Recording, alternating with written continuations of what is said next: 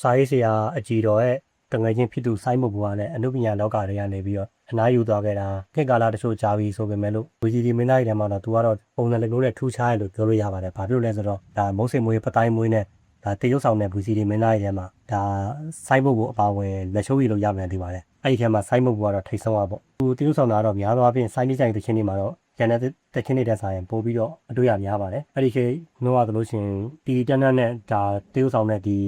မင်းသားကတော့2000ရဲ့fashion တွေကိုလည်းအလင်းစားမြင်အောင်ဝစ်စင်နိုင်ခဲ့တာလည်းသူ့ကိုပိုးပြီးတော့စတိုင်နှိမ့်မိုက်သွားပြီးခဲ့ရလို့လည်းပြောလို့ရတာပေါ့။ဒါ VCD ခေတ်ရဲ့ထင်ကြီးမင်းသားတွေထဲမှာလည်းဒါဘလို့ပဲဖြစ်ဖြစ်တယောက်ပါဝင်ဖြစ်ပြီးတော့အနုပညာလောကတွေကနေပြီးပျောက်ကွယ်သွားတာအချိန်ကာလတစ်ခုလာခဲ့သည့်တိုင်ပရိသတ်တွေတတိယနေတဲ့ VCD မင်းသားတွေထဲမှာလည်းစိတ်ဆုံးကနေပါမှန်တဲ့တူပါလေ။ဗီဒီယိုနဲ့ရုပ်ရှင်ဇာတ်ကားတချို့မှာလည်းပါဝင်ရိုက်ကူးခဲ့သေးပေမဲ့လို့ VCD သချင်းတွေမှာတော့သူကအောင်မြင်မှုမရခဲ့ပါဘူး။ဒါကြောင့်မို့လို့